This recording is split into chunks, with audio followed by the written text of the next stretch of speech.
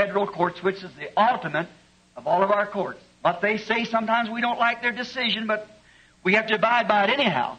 See, because that's the tie post. That's the ultimate. Now, it said this decision, a pardon is not a pardon unless it be received as a pardon. That's the way the Word of God is. It's a pardon if it be received as a pardon. And it's the Word of God, it's the power of God to those who will believe it and accept it. No matter you're looking at it and you say, oh, that's been tangled up, there's been 1 million translations and all that. It might be that to someone. But to me, it's still the Word of God, Jesus Christ, the same yesterday, today, and forever. He's duty bound to stay by that Word. Now, He's got to judge the church someday. And if He judges it by the Catholic Church, which they say He will, then which one of the Catholic churches will He judge it by? They're different one from the other. If He judges it by the Methodists, you Baptists are gone. If He judges it by the Pentecostals, the rest of you's gone. But He won't judge it by the church. The Bible said He'll judge the world by Jesus Christ, and Christ is the Word.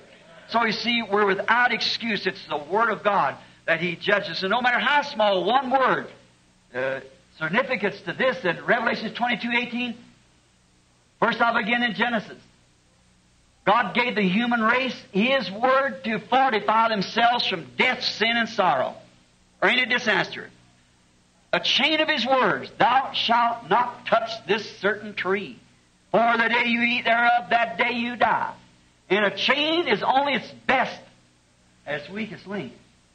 And our souls are pulled over hell, holding to this chain. Break one of them.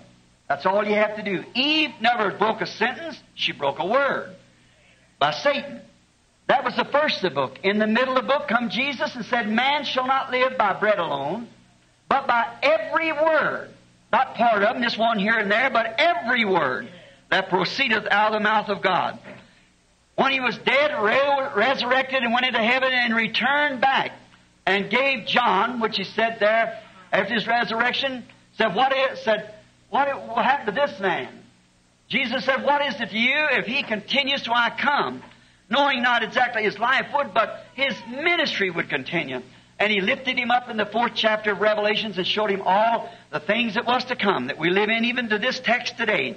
And then on the 22nd chapter, the last chapter, the 18th verse, He said, whosoever shall take one word out of this book, or add one word to it, his part will be taken from the book of life. See? So we believe that man lives by every word of God. I believe it. And I know it's true. How little, it doesn't matter. It just takes one word to do it. Thinking about how little insignificant, seeing it,